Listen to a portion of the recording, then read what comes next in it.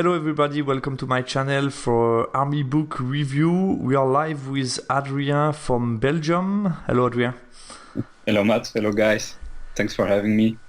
So yeah, Adrien is currently in the position of Infernal Dwarf ACS for the 9th Age staff.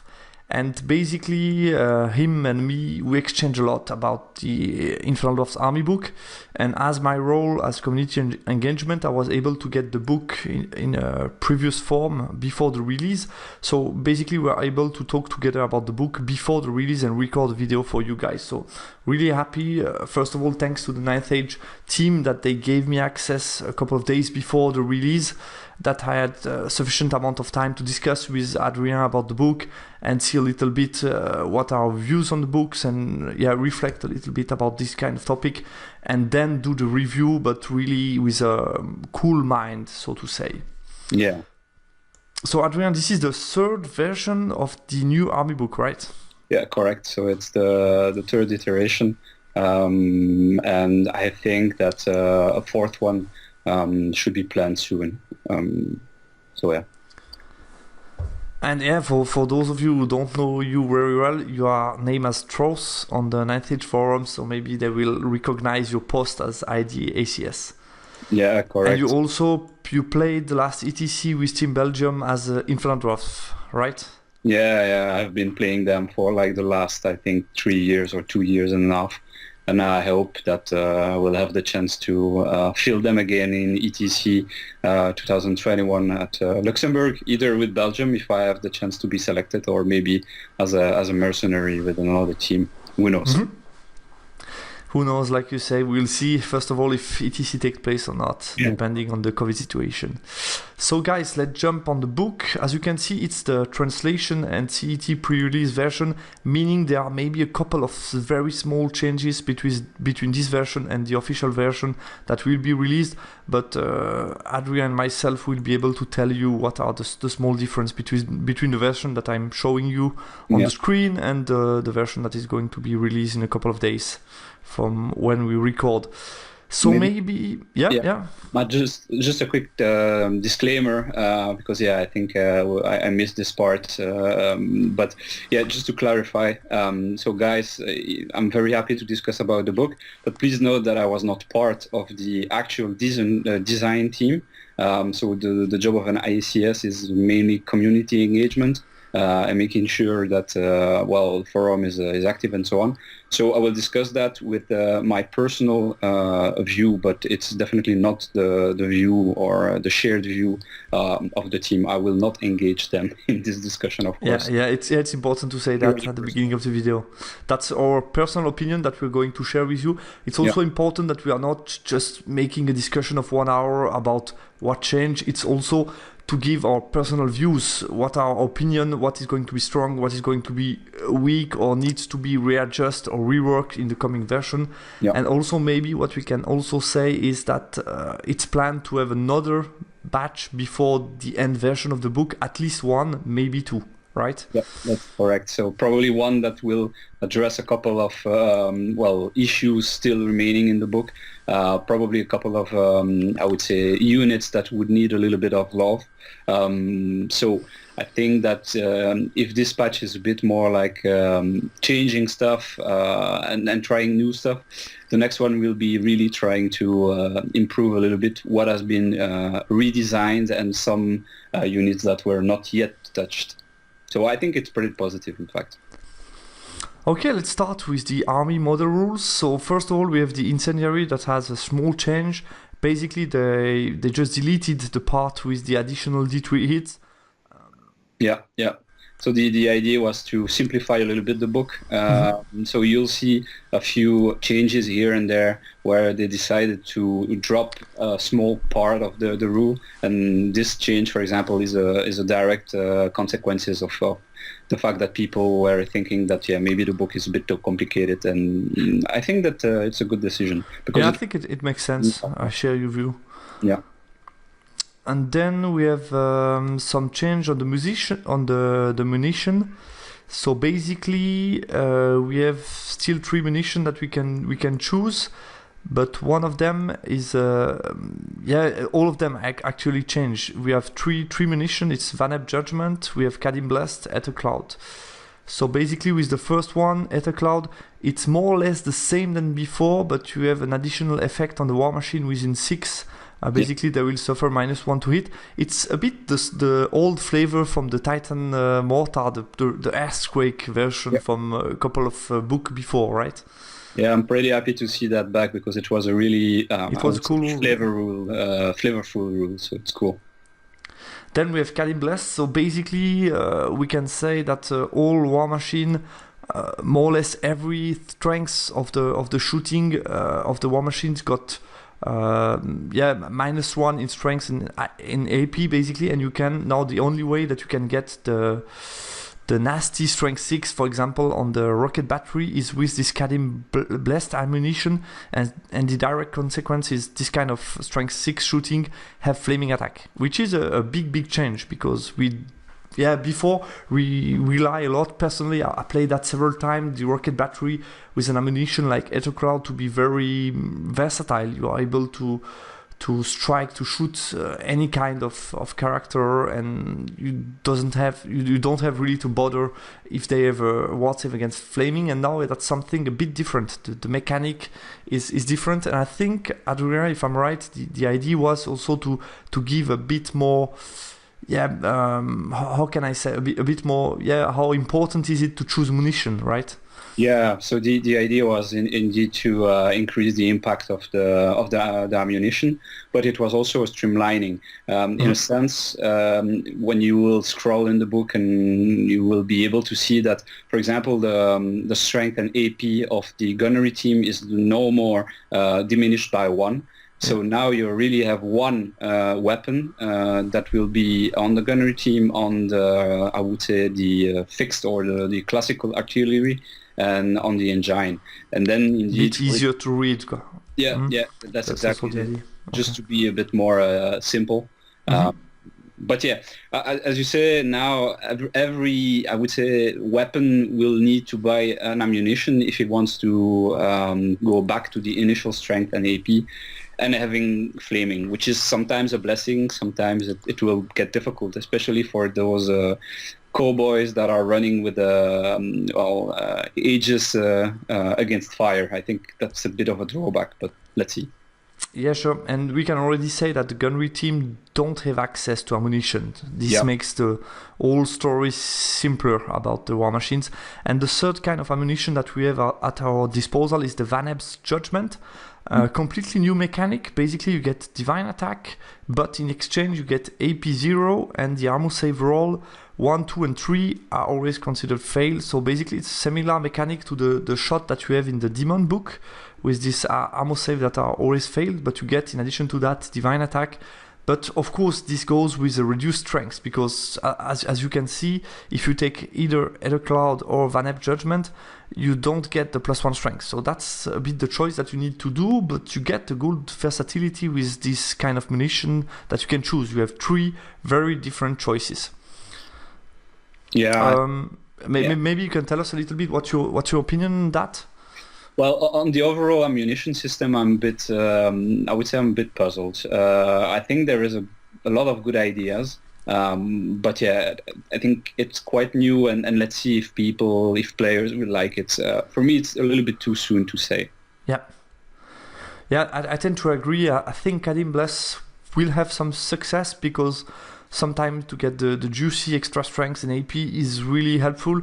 And also flaming attack, I think since we have additional way to get token, a flammable token, incendiary token, I think this will also be useful sometimes to get more reroll to wounds, which is an interesting aspect of this ammunition. Regarding the other 2 ammunition, it's hard to say at the moment. I'm curious to see a little bit what the player are going to try.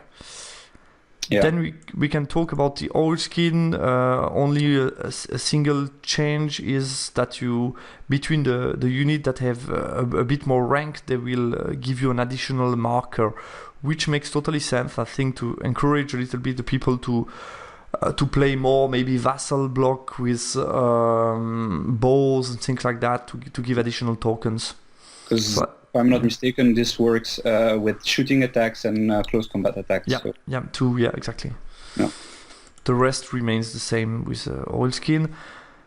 Then we go to one significant change, the blunderbuss shooting weapon. What can you tell us about that, Adrian? What's your view? So it's a very strange mechanic which can be a bit complicated. The thing that you need to halve your shoots between the hits that you will do. One half will be strength 5 AP3 accurate. Accurate always to hit, of course, and the other part will be only strength 3. So it can be a bit frustrating sometimes, isn't it? Yeah. I think that at some point they wanted to simplify the book, but this rule and this design is not simple. So I think that they changed it drastically. We'll probably come back on the shooting, but now it has range 12, and indeed you only have one shoot, no more area attack, no more battle focus, etc., no more rules at the short range. But I mean, when you hit, then you take all the hits you've made, you divide it by 2, and then you round up for the strength 5 AP3, and then you round down. So let's take, for example, the example of 5 shots. Then you would have 3 shots strength 5 AP3, and 2 shots strength 3 AP0. So it's a bit of mental gymnastic. Yeah, I must say, as you can see also, there is a change on the flintlock, and I don't think that the change of the cap from 50 to 60 matter that much, because I'm not sure that people were really reaching that cap. But to be honest, what I like between these two weapons is the fact that they are really differentiated now, because you have different range, different strengths. So I like the idea. However, I think I would have preferred something maybe a bit less good for the blunderbuss. For example, only AP2 or no accurate maybe, and then no mechanic of halving the strengths between strength 5 and strength 3. I think that's a bit overcomplicated and maybe also not so attractive.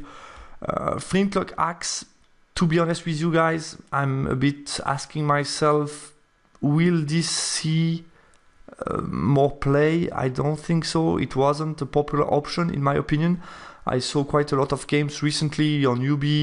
I watched a lot of IDs and I didn't see a lot of flintlock, and I'm not sure that even with a discount in point 16 is really a good idea. You always need to consider, if you move within 16 to shoot, then a lot of units will be able to charge you, and that's a problem, because with very costly flintlock, then if you need to flee and rally, it can be very problematic. So I'm not so sure that that's a good idea to have reduced the range of the flintlock. I would have preferred to keep them 18, to be honest with you. I don't think that was problematic per se, because people weren't playing that much. So we will see. I'm a bit on one hand, I'm quite happy that they did something pretty different from flintlock to blunderbuss.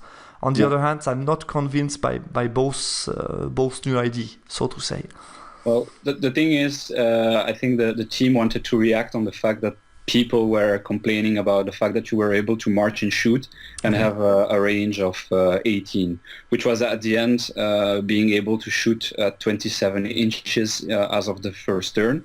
But there, I think they decided to be a bit cautious and I wouldn't call it totally a nerf, but redesign twice. So, decreasing the range and also making sure that and by the way, that's a big changes that we haven't yet discussed. But all the Infernal Dwarf guys now, they lost the march and shoot. But we will come back to that later. So because you have another way to get it, but to be honest, for me, that's a big change. I would have preferred to lose completely the way of having march and shoot and keep a higher range, because you don't like to be within 16 of a lot of units. But we'll see. I think it has also an impact on the Bastion. We were not seeing the Bastion that much, but now I don't really understand, or I don't really see the attractiveness of the Bastion anymore at the moment. Maybe the next patch will change it, but it lacked a bit of interest for me.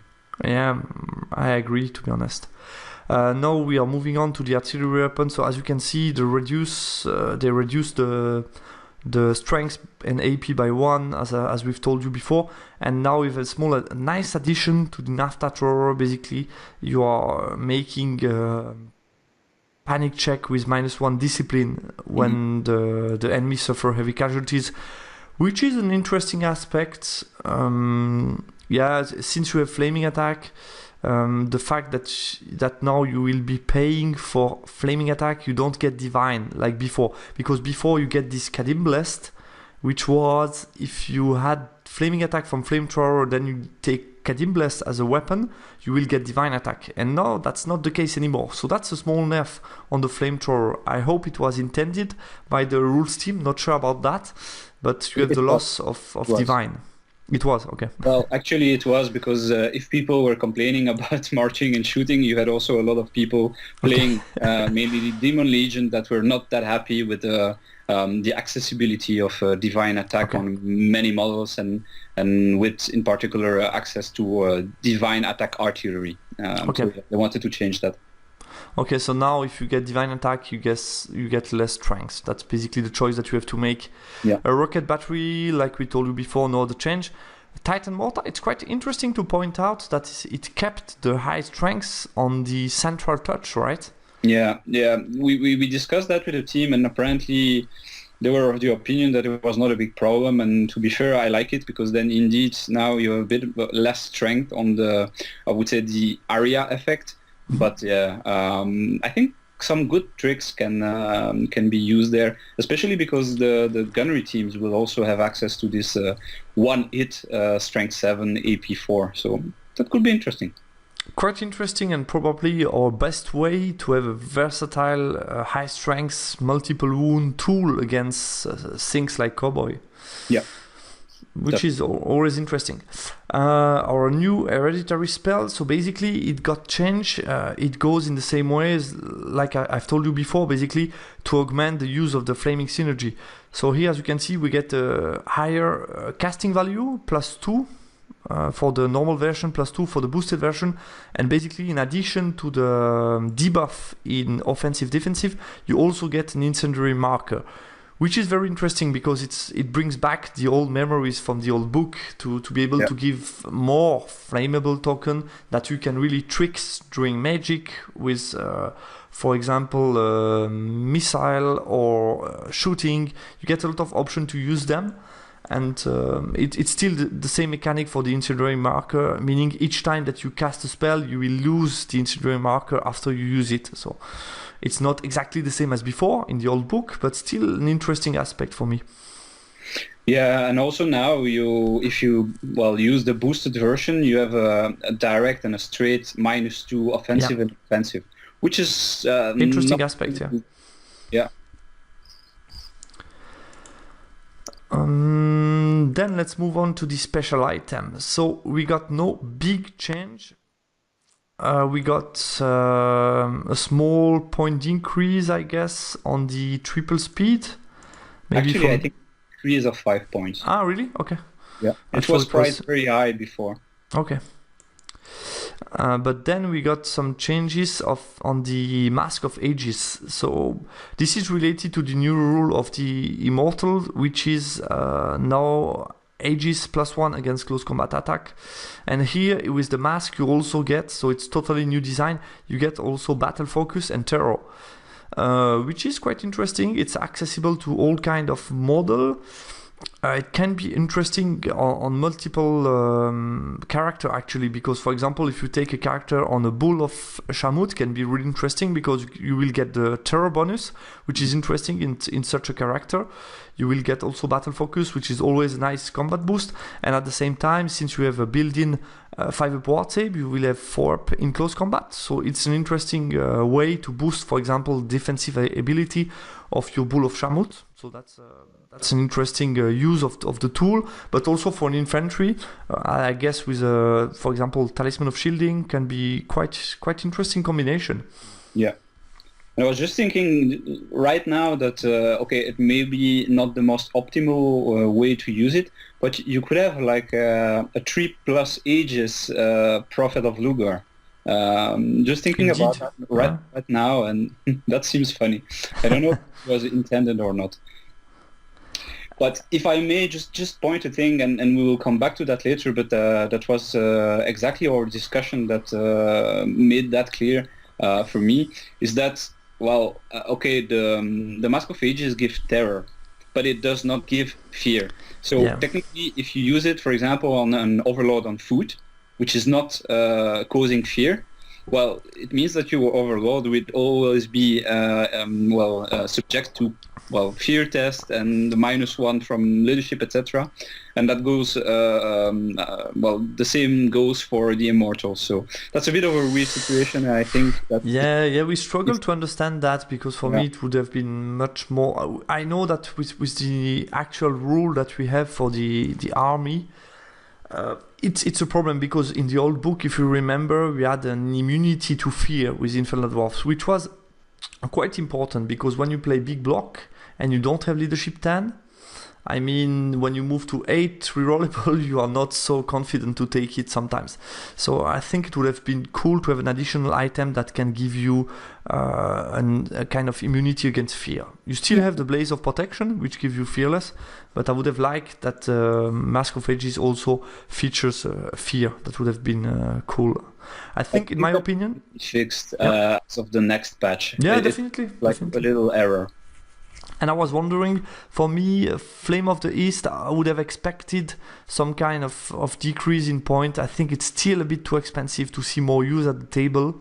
Yeah. That was my opinion. And on Mask of Ages, I also think it's slightly too expensive, in my opinion. Maybe 5 or 10 points less would have been more appropriate with the rules. But why not? Let's test it. I think they decided to go with the conservative approach and not take too much risk on the pricing, maybe.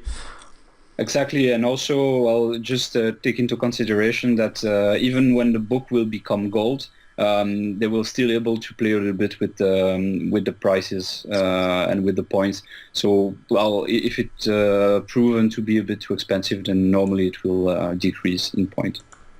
Okay.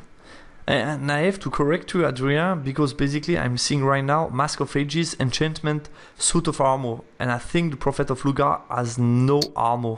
Correct. He's losing the armor, so no way to get a 3+ ward save character. Yeah, I was just thinking about that, but then would have been juicy, but no, won't be the case. Good catch. So let's move on with our new sexy banner, the Blessed Icon of Zalaman Tekash. Basically, it's replacing the old creation of a wall, which was an interesting item, because people talked a lot about it at the beginning of the book. Yeah, it's maybe too strong to be able to release a wall. In this kind of case, I think it's typically a kind of item where people see directly what are the possible abuse of the item. They see directly a big unit of Immortal on all the center between the wall, behind the wall, defending the center, for example. Yep. And if you consider then how it will be played and so on, basically it saw no use on the table. Nobody was taking this wall. So I think it's cool that they decided to replace it, and they gave us a way to have a similar rule to the old Immortal, basically setting the special attack to strength 0, which is a good boost, and it's going, as you will see later on, in the direction to reduce, to augment a little bit the attractivity of the infantry, I think, overall. Yeah, the idea was to couple this banner with the Immortal, but also to incentivize a little bit players to play more blocky style.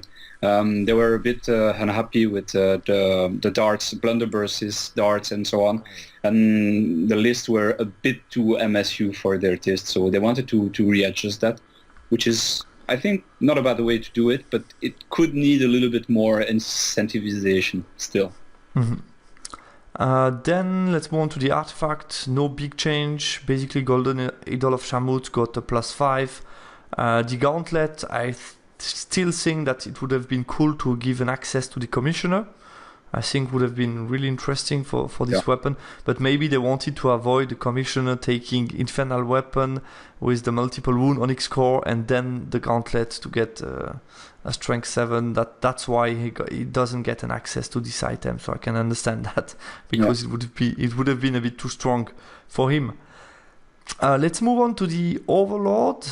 Can you explain us a little bit this new rule that he got? Arrogance. I like that name. Yeah, arrogance. So, well, the idea was to match the background, which is still yet to be released, about the fact that overlords are very cocky guys that provoke their enemies and they kind of make them crazy, etc. So you can buy for 20 points a rule that gives you reroll to it against the other general. That's the little bonus, but the interesting part is the fact that every unit of your opponent will become frenzy against the Overlord, and then of course the Overlord unit, because this is an option that you can only buy if your Overlord is on foot. So not on a Bull of Shamut, nor neither on a Great Bull of Shamut. So interesting, but I don't know. What is your opinion about the exact use we can do with that? Do you see that really be like a game changer, or more like a nice things to have? But yeah, I don't think it will be a game changer. We talked about that quite a lot because we were wondering about the possible use and abuse of it. It's still quite risky at the same time, because if you give frenzy to unit, you need to be sure that you can accept and deal with that unit. So it can be interesting when you are able to attract like high movement chaff, for example, things like that. But at the same time, you need to be sure that your unit can deal with the enemy threats. So I'm not sure it will be... It's still, for me, it's a nice addition to try to promote the version on foot. I think it was needed. Will it be very much used? I think if you take an Overlord on foot, you take Arrogance, of course. So that's still something good to point out. But I don't know, to be honest with you. I don't know if it will be played that much.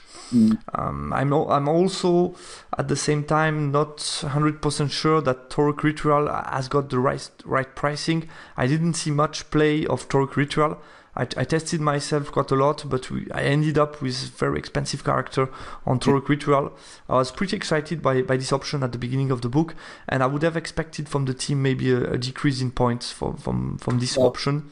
There, I need to say that it will probably never happen. Okay. So sorry to break this I'm hope. disappointed. No, I think that overall the team is very worried about the possibility to create cowboys. And one of the way to do that is to keep high price, so then nobody plays it. Well, that's the balance you have to make between the fact that it shouldn't be too popular or too powerful, but in the meantime, it needs to be played. So I don't know how they will solve that, but I wouldn't say that the Overlord could be like an incredible cowboy anyway, because he is good, but he's not like crazy.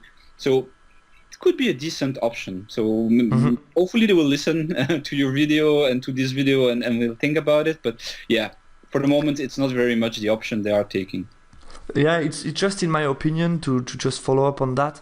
In my opinion, just that it's almost like 600 points, if I'm correctly, if you get him fully kitted on a Torque Ritual for a character who can have only 3 or 4 health points, can die pretty easily at the moment in the meta. And it's just for this amount of point, I think it's not internally competitive. It's just that. So we'll see if it gets more play. Maybe I'm wrong, but I didn't see that guy very much. I was really excited by the option, but I'm not so sure it's well priced, to be honest.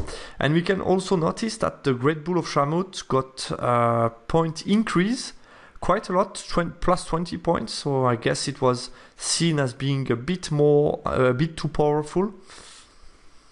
Yeah, I don't know if it is directly related to the power level of the unit, but mostly because of the popularity and exactly what I said. So they try to do a balance between like having a book where you have a lot of single units, and also the fact that it's still like an iconic model. I think, for example, that you have a lot of love for your Great Bull, but it's a Prophet, right?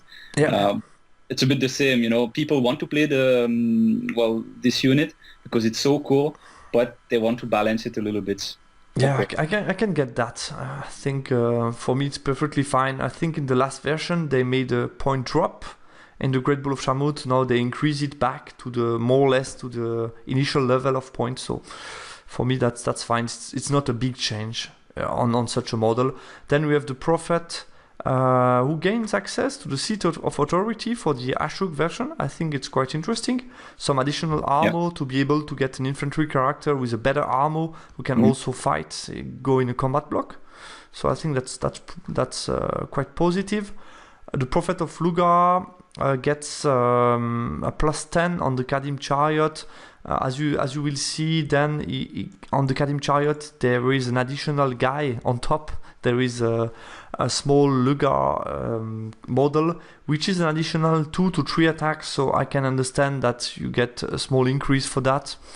For me, that's quite logic. And just to finish, maybe on the mounts, Bull of Shamut gets a small decrease by 10 points, but the Great Bull, it's similar to the Great Bull for the Overlord. It's a plus 15, and the Great Weapon a plus 5. So totally in the build that you were seeing, for example, the one that I'm playing, it's Great Bull with Great Weapon. It's also plus 20. So it's in the same way that they did for the Overlord. So no big change for the Prophet. But I don't know about you, Adrien. I was quite excited by the fact that the Prophet on Kadim Chariot gets a total of attack that is pretty decent.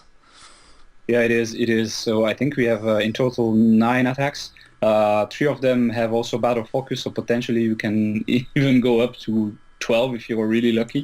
And then you get the auto hits from the Kadim Beast plus the auto hits from the Lugar Prophet. So it's quite interesting.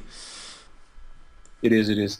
And just to rebound a little bit on the seat of authority, that is something we did not discuss, but I was a bit struggling to find a bunker for my Prophet. But now you could also consider it to just put it in a small unit of vassal levy with bows, for example. Yeah, sure. Yeah. You could have it a bit in your backline, so maybe that's also an interesting possibility. Yeah, definitely. Now you can use the vassal as a cheap bunker to put your mage. Definitely, yeah, good idea. The vizier, no big change. Just get an access to the spear. I think it makes perfectly sense to be able to be similar to the guy with a spear in core. So that's definitely a nice choice. We also had spear on immortal, so I think it makes sense. Yeah. Commissioner got a nice small discount of minus 15 to get a bit more play. So I think it's pretty decent price at the moment. Quite happy about that. Indeed. Conjurer got no big change, and now we got first big change in the character section. The Lamassu Scholar is moved from special to character. So maybe you can tell us a little bit about the changes and what you think about that. Yeah, so the move is pretty interesting because now it's a character, but it also then grants the Lamassu an access to one item, so one artifact, without a limitation. So that's the good part of being in the course in the character section. And also now the riddle of the Lamassu has changed, so it's no more like this little game of you don't know what spell I will cast, but try to guess it and dispel it if you want. Now it changed a little bit. It still rely on the opponent to do something, but the rule is now that before the start of the battle, you can, or at least your opponent can decide between power and knowledge. And power would be the fact that the Lamassu will channel 2 instead of 1, which is actually quite nice. Or if your opponent chooses the knowledge, then you would have access to a third spell, which is also very great. So I'm not super fan of having my opponent to decide what will be my game plan, but the bonus is nice. So, I mean, it compensates quite a lot. Yeah, I agree, and also I like the small addition of +1 strength to the student, which Correct. makes total 4 attack strength 5. It's more decent than before. As you heard in I guess my previous video was in French, but I was talking about that, saying that, yeah, the Lamassu for me, I was a bit disappointed by the lack of combat power. Sorry, my cats are breaking everything at home. I'm getting attacked. So yeah, I think between the fact that you get this additional strengths on the student plus the fact that you can take a breast weapon in artifact, my choice would definitely be between the flaming breast weapon strength 3 for 30 points or the additional health point and the toxic breath. I think that would add a nice combat power to this model. You can get something pretty versatile, who can be a threat with the fly, can charge stuff, and also is a nice magician with a decent defensive ability. So I'm really, really happy about this new entry. Yeah, and also, I just forgot to mention that now you can select out of 5 spells, so including the hereditary, and I think one spell change. Exactly. More the witchcraft 4+4+ whatever name is, and now it's the real terms. It got removed, and now we got deceptive glamour. Which is also worth mentioning because we got quite a lot of options to decrease the offensive defensive capabilities of our opponents. Because Deceptive Glamour is -2, Curse of Nenzipkesh, as we told you before, it's -1, -2, maximum -3, and then we also got access to Rot Within. As you saw in one of my battle reports, I was able to play a trick on that in one of my games, and then if you decrease your opponent defensive pretty much, it can be interesting sometimes. Yeah, definitely. Small addition on Seat of Authority, gets battle focus to be streamlined, I guess, with the vassal ability to get easily battle focus. Correct. And then here you can see our new guy, the Acolyte of Lugar, on the Kalim Chariot, who gets the new profile of the Lugar. We will talk a bit more about that later on in the book when we come to the section. But as you can see, you can choose between paired weapon and great weapon. I think I would favor paired weapon for everybody. The Prophet, the Acolyte, then you get a nice total of 9 attacks, D3 auto hits, and 1 auto hit as well. So total of 9 attacks plus D3 plus 1 plus eventually maybe some impact hits. So it's quite interesting, I think, for such a model because you can really pin down some big units. Yeah, I would see it on a disciple because I've been trying a master on a Kalim Chariot and it was not very successful. It's too much of a liability. Yeah, definitely. I played a bit with an adept. I think it was pretty decent because you don't risk too much points. It's not too general, and you can go into combat and try to block stuff because you got the nice ward save 4-up, so you can block stuff and try to be. I think with an adept occultism, it's really an interesting choice. You get the range that you want. You get the nice +1 ward save to be able to get 3+ ward save when you are in big combat. So I think it's pretty decent. Yeah, it is. Bull of Shamut, Great Bull, no change overall. The Bastion, to be honest with you, no, I'm sharing your view. There is at the moment no big incentive to play the Bastion for me, except the fact that you can it's an easier way to be within range for your stuff, because when you put Bastion in a big block of blunderbuss or in a block of flintlock, it's an easiest way to get 20 shots, first of all, and also it's easier to come closer to the enemy because when you got a Bastion, you can take more charges. So that's a good, worth mentioning.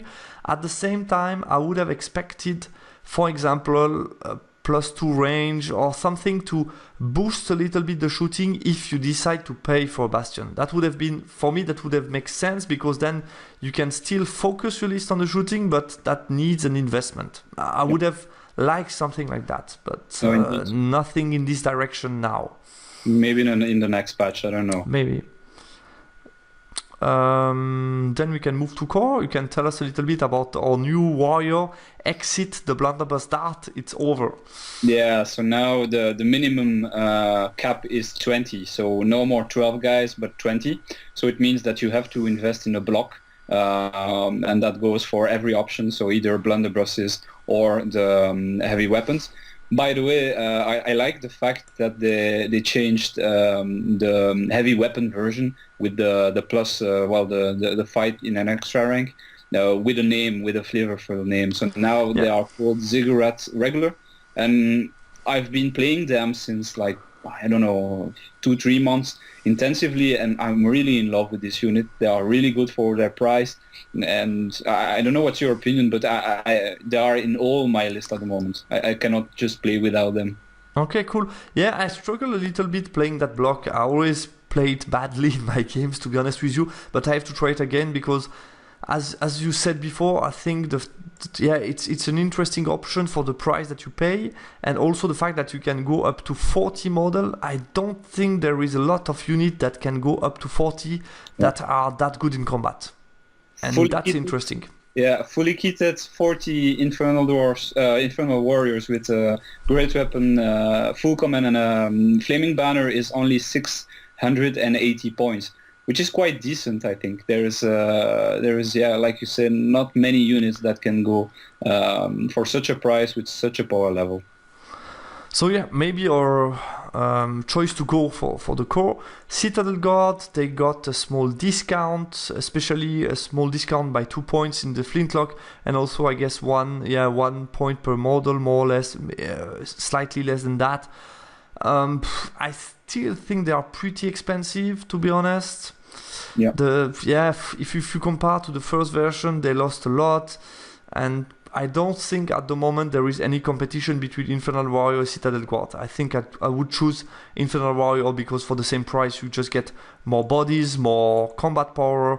So the fact that you get an additional armor save point is not enough for me. Yeah. No, I share your view on that. For me, well, they've been able to differentiate the two weapons, but when it comes to those two units, I don't really see why you would, for example, prefer the Citadel Guard instead of the Infernal Warrior. So yeah, definitely we are on the same page there. For the moment, still to be a bit too expensive, or maybe the luck one option. I don't know. Not sure. Vassal levies, no change overall. I think they are a pretty attractive option. Quite cheap. Profit a lot from the rules given by the Infernal Dwarfs that are nearby. So I think they are pretty good, in a good spot. And also they put a small addition. I wanted to question you about that. I saw this new line as well as for benefiting from vassal governors from friendly model. I guess that was meaning that they can, I don't know exactly what they, it is just a question of clarity. Yeah, I'm double checking that because indeed it's so yeah, that's why I'm not looking at you guys. I'm just looking at it. But yeah, this part, to be honest, I don't really know. I think it was meant to be clear that the vassal governor is the seat of authority, etc. So I don't know why it was necessary to explain a second time that the rule that was supposed to affect them. So maybe it's it's maybe for the additional march move, then you gain it also within 18 and not only 12. Yeah, correct. Maybe that's why. Maybe you're right, indeed. Yeah, then it would make sense. Okay. So you get this additional +2 march rate if you are within 18 of a vassal governor, which is nice. Always good to take for the vassal. Definitely. Okay, I guess we move on to my beloved slaves. You know, I like a lot the slaves. So the slaves, now the mechanic is different. You cannot anymore give Strider, for example, to units such as Stroke Anointed. It's only for infantry. Basically, you need at the beginning of the game to commit to choose a unit with infantry, with Infernal Brand, and basically this unit of slaves will be related to this unit and will be really close to this unit, so to say. And is giving a variety of bonus, as you can read here. March and shoot, they will take the DT instead of them, and they will also give them flaming attack in combat, which is quite new. So this is our new way to gain march and shoot, first of all, and now you get flaming attack. The only thing that's different is that you need to be within 6, and that's something that is not quite correct in the version that I'm showing you guys, right, Adrien? It will be valid for the whole round, so the player turn, actually.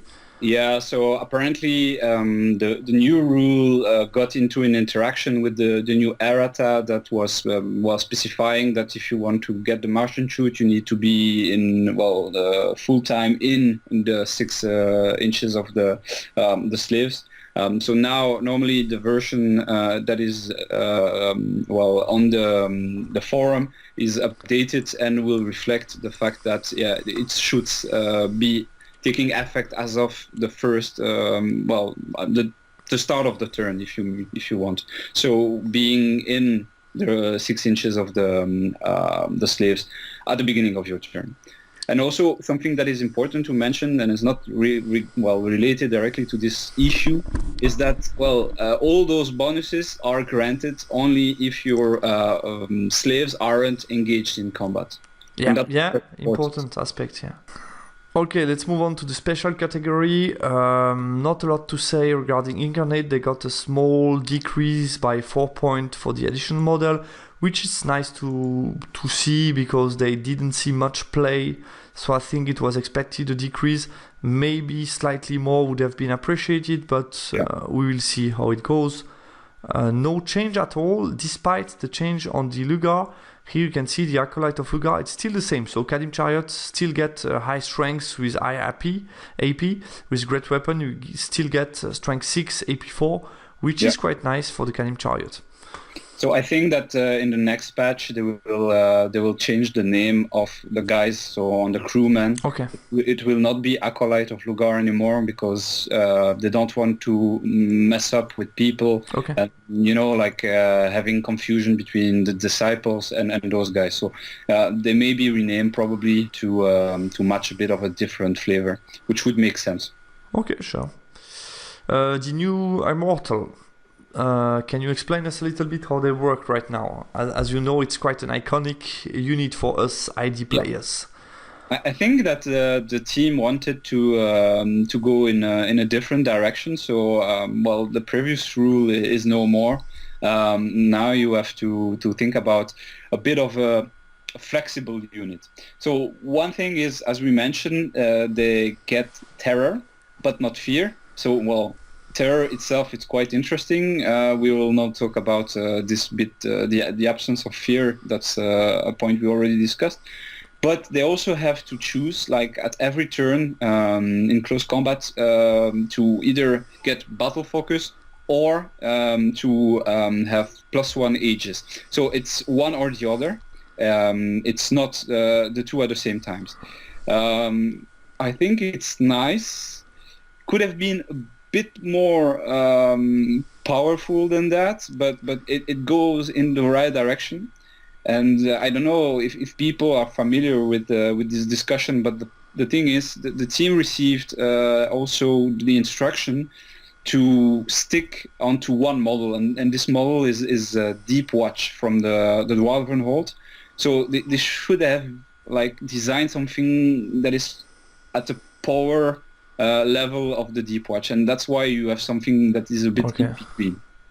And the Deep Watch don't see much play on the table, which is problematic. Yeah, I mean, if you need to be on the same level, but to be honest, I think the research is interesting. I'm not 100% convinced by the defensive rule. I mean, +1 aegis against melee attack. I think it can be really interesting if you can cast, for example, the 5-up ward save from Occultism. Then it can be really interesting. But other than that, I mean, it's a 6-up ward save, aegis save.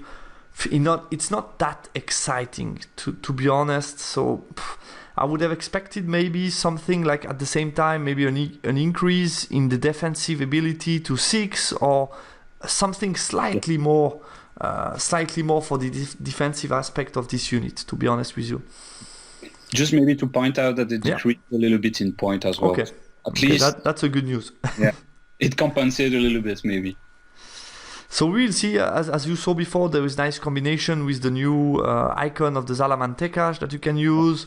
I think there are multiple ways to use this unit. Maybe some player will use it as a big unit, very resilient, hard to take off, with good character within. Other player will use the idea that it's not expensive, then you can just pay 15 and put a character within and profit from bodyguards, all the mechanic, terror, and so on. We will see a little bit how it goes. And then we got another big change in the special section, the Disciples of Lugar. So Disciples got completely redesigned. That's interesting. Again, it's a bit of a background-driven change rather than a full necessity. So they wanted to be more like the trickster, or if you know a little bit Dungeon and Dragon, be a bit more like a rogue. So that's why they changed their profile to something a bit weirder. Yet it could be still interesting, but I will maybe let you the opportunity to explain what has changed. Yeah, maybe tell you a little bit about that. So if you remember before, we got Strength 4 and AP 2 in the profile, so a very good possibility to go to Strength 6, AP 4. Very good damage output. They reduced that to Strength 3, AP 0, Lethal Strike. And at the same time, they increase the defensive aspect of this unit. They raised from Def 3 to Def 4, and they gave to this unit Distracting, which is quite huge. And they removed the Faint Flight version. They gave it to the Litigator to basically, I think that was really smart because it gives a real reason to choose Litigator. If you want to profit from Faint Flight, then you have to choose Litigator, which I think that was quite a nice move from the Thief to remove Faint Flight from the basic unit, to not make it a perfect Swiss knife, but just to give the Faint Flight to the Litigator version. And then we got this new rule, Opposition Research, which is it's completely new. So basically, to sum it up quite quickly, you can select a unit which is not a character before deployment, and your opponent will lose Scout and Vanguard if he had it, and he will need to deploy it before the deployment, which is really, on a strategical point of view, it's really interesting because it forces your opponent to drop something that you want to see before the game. So as you will be able to see in a battle report that I'm publishing at the same time this video, it sometimes is not decisive, and sometimes if your opponent is playing, for example, a Death Star, it's very interesting because you can see the Death Star and then... So what do you think, mate, about this new rule of the Lugar, this new design and the new rule Opposition Research? Do you think it's overpowered like some player might fear? Or is the new design interesting for you? Does it seem balanced? Have you been able to try it also, maybe? Yeah, actually, I've played them a couple of times, and I also did some, I would say, Math Hammer regarding this unit. And yeah, I will just dissociate two things. First of all, the stats themselves are pretty interesting.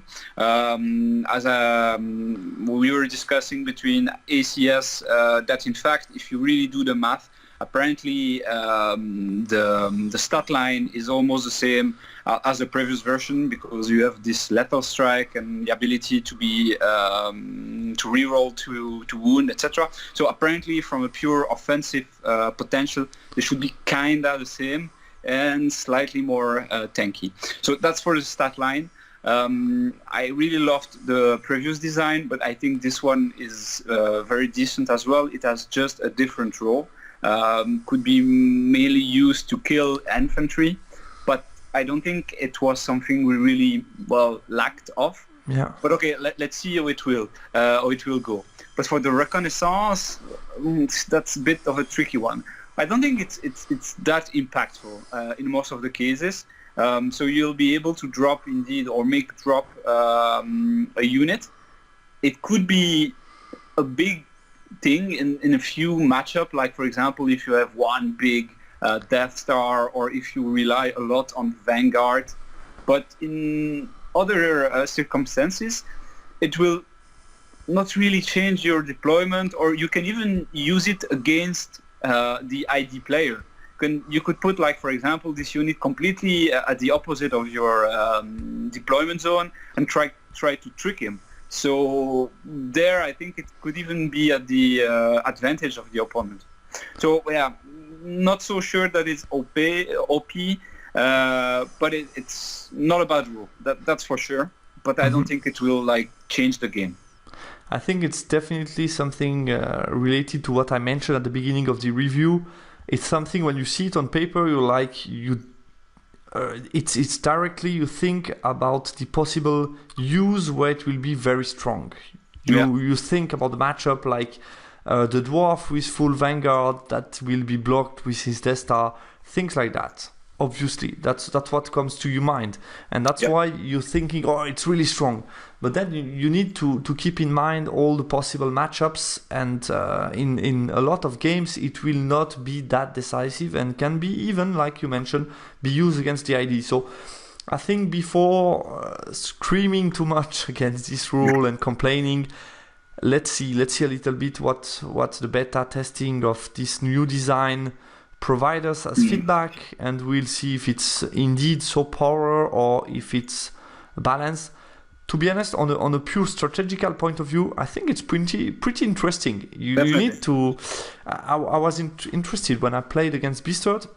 My friend, I was thinking at the beginning, okay, in the case I'm able to choose the side of the board, I really would like to see this unit, but if I'm not choosing the side of the board, then I would rather block a scout unit that could chaff me turn one. So it was really interesting because I had some tactical consideration to make, and I had two scenarios where I would choose two different units depending if I roll the roll of the size or not. So yeah, it's really interesting.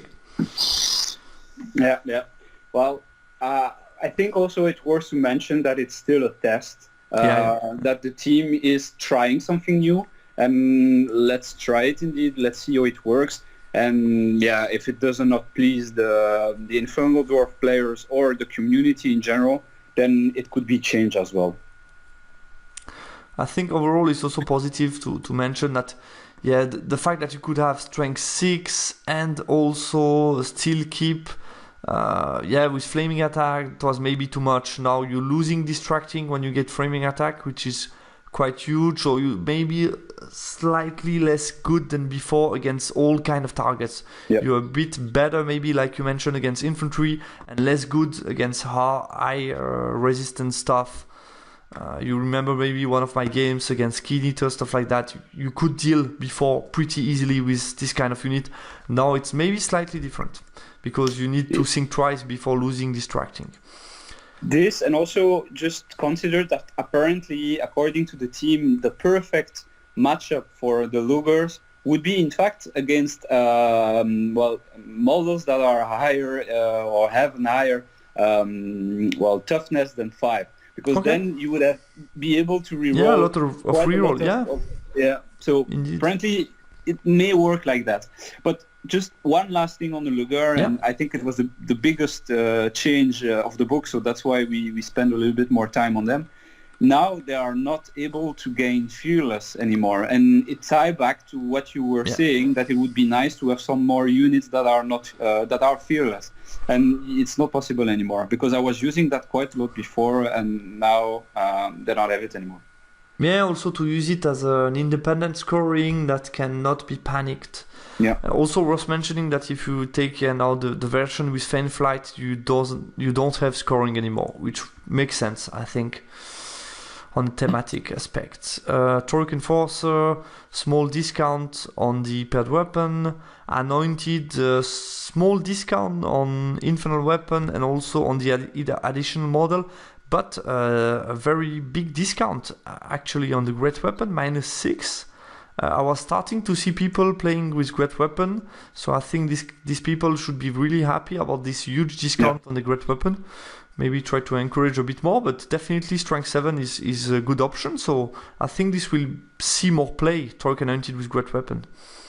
Because it's much cheaper than the version with... Yeah, definitely. Vassal Cav, no big change. Nothing. Then the slingshot, also no big change. Gunnery team.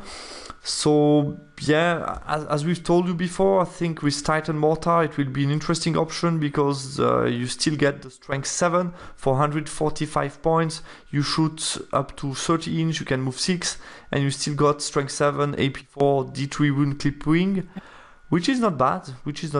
Quick to fire, so you don't suffer from moving 6. It's still a decent option. And now, with rocket battery, so you strength 5, flaming, still not too expensive. So this will definitely see some play.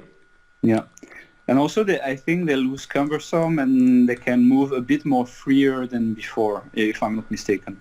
Maybe I'm seeing cumbersome in my version, but we'll see. I know they changed the movement before. It was March 9, but only with one wheel. Yeah. And in the previous version already it was only March 6, but no more reduction, no more limitation on the March move.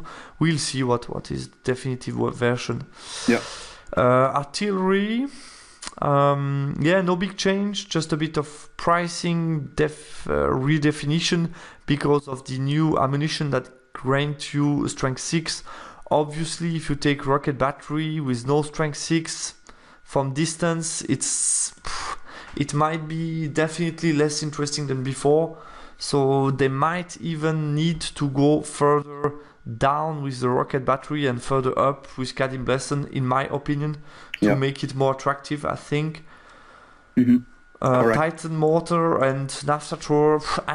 I'm always struggling to see more play for Naphtha Thrower because you get movement 0, which is really problematic for this war machine, in my opinion.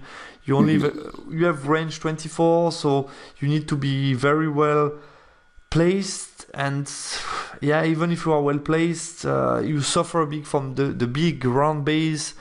You can get charged.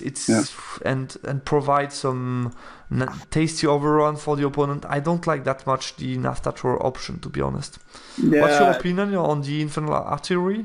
I think that, to be fair, diminishing the strength and the AP by 1 was a big deal because indeed you can buy it back, but then you have first to invest it, which normally round up around the same amount as before, but still it's a bit of a nerf. And then flamethrowers or the Naphtha throwers in this version is really a difficult case because it's not very attractive. I don't think that you really want to pay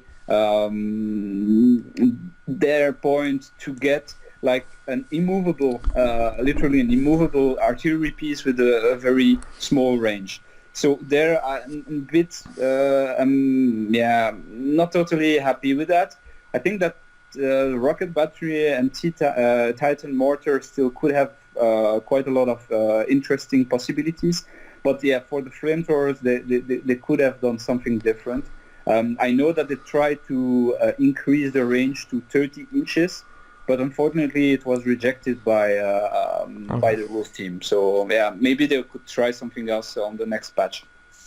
To be totally honest with you, I think the Infernal Artillery is also suffering from comparison. Because if you take Titan Mortar, you will choose every day the gunnery team version, and if you take rocket battery, you will probably go for an Infernal Artillery for the Infernal Engine or for the rocket battery. So I think this chassis option is not the most attractive, to be honest. Yeah, true. Let's move on to our beloved Instrument of Destruction. The Infernal Engine, so we got 5-point decrease on the basic price, an increase of 20 on the Rock Crusher version. Yeah. And then, as you can see, an interesting change for me is the fact that the Steel Juggernaut still keeps quick to fire. And that's really interesting because, of course, this goes with a price increase, but this brings back the possibility to see more of them on the table. So you get the possibility of having a shooty engine that still is decent in combat because you still have 3 attacks, not only the grind attacks. So and one more HP as well. Yeah, 1 more HP, bigger base. So you're a bit better in combat than the shooty version, but you pay a bit more. So I think it's interesting. It's internally within the option that you have for the Infernal Engine. It's a decent choice, and I think we'll see some more play of Steel Juggernaut. Yeah, definitely. Because in the previous version of the book, the only really viable option was the naphtha throwers, because then you don't care about quick to fire. Exactly. But now we'll probably see some Titan mortar or rocket battery, hopefully. Yeah, I hope so. Infernal Bastion, no change. Kalim Titan, no change. A Citizen Giant to finish. We got a new Infernal Lash, which is a high agility option, which is pretty interesting. Agility 5 for a book. It's a new option. It's something completely different on design, and also it keeps the flaming attack and magical attacks. Yeah. So the idea was again to bring something that people liked in the previous book. So if you remember the pre-lab version, you had this slave whip, I think, which was also granting the giant with a +2 initiative and some bonuses to the back then that was hobgoblins and orc slaves. So they wanted to mix a little bit the new version and the older version. You need also to see that the overall price of the giant increased a little bit. So I think it was also to give him an option that was still interesting for him and for the overall army. And then as we are almost reaching the end of the book, I just want to point out that if you really pay attention to the different point changes they've done, it's no more possible to feel 2 times the engine and Academe. And somehow I think it's a good change because it was potentially a little bit too oppressive for some I can agree. So they changed that.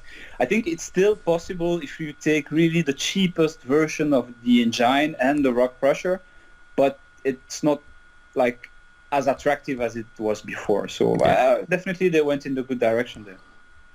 Okay, interesting aspect. And just to finish on the Citizen Giant, I still think the Tower Shield option is slightly better than the 2 other options because getting soft cover and parry is quite good, but we'll see if the Giants see more plays of Infernal Lash. Maybe it's an interesting option that they proposes. So overall we have completely finished with the review. What I can tell you is we see that they want to go in the direction of promoting a bit more infantry within the book, and maybe overall within the 9th Age. We'll see that with the upcoming update of points, which is going to affect all army books. So I think that's quite positive.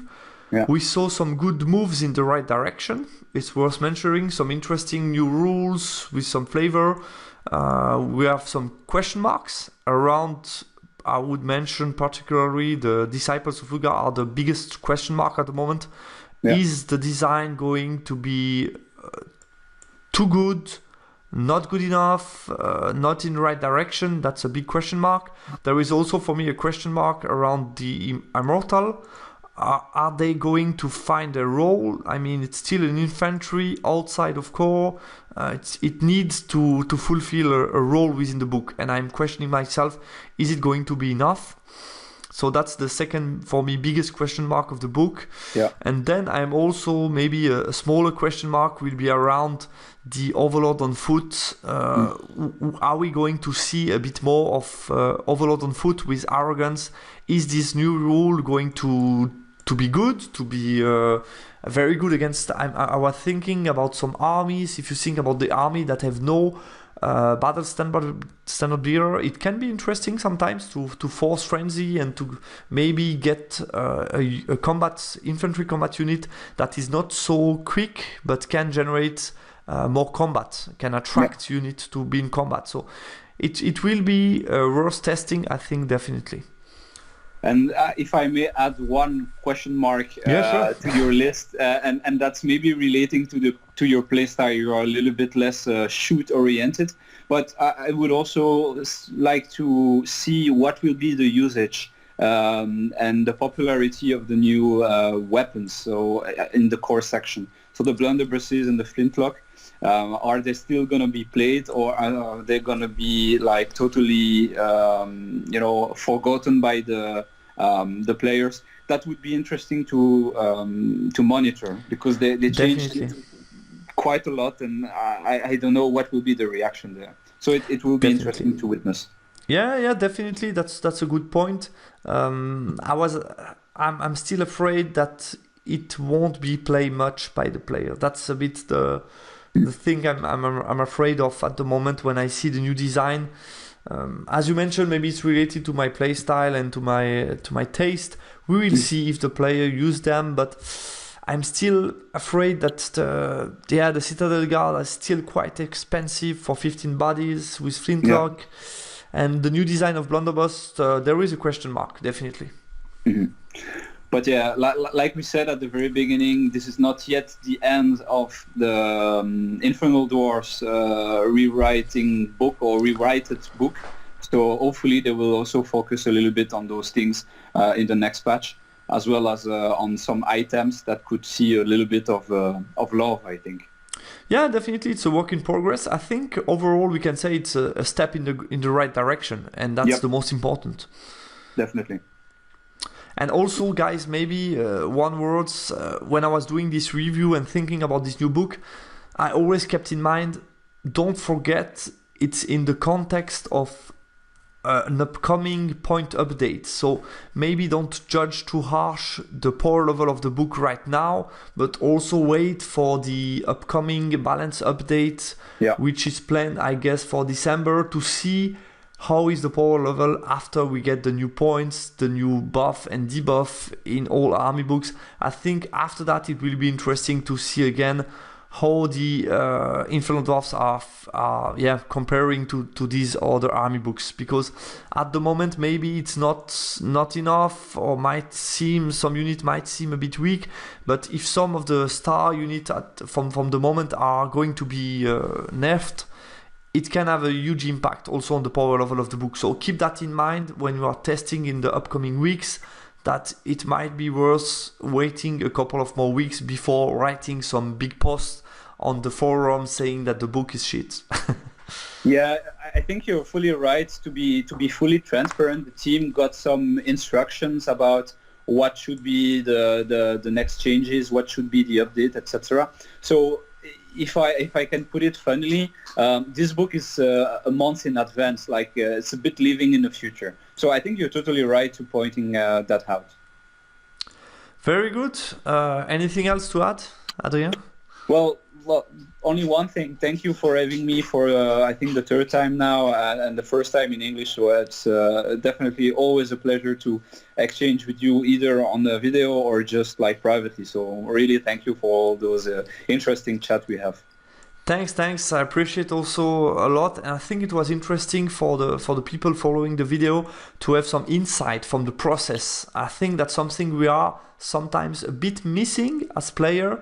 If you don't follow very well the forum, you're not aware of all the discussion and the process going up. And I think, that was really an interesting aspect that you were able to provide us during this video, is to explain us a little bit what was the thought process behind some of the design and some of the rework of the unit. So thanks a lot for all these explanations. My pleasure. We can already plan an upcoming video for the next release, because there will be a fourth release and maybe a fifth. We will see. Yeah, hopefully they will stop at the fourth. But, I hope so. Who knows? So thanks a lot, Matt. Thanks a lot, guys, for watching the video. I hope you liked the review. If so, please feel free to drop a comment. We are always interested into more interaction around the content I produce on the channel. I'm sure Adrien will also take the time to answer you if you have some question related to the video. So feel free to ask us. Yeah. Thanks a lot, guys. Bye-bye. Bye.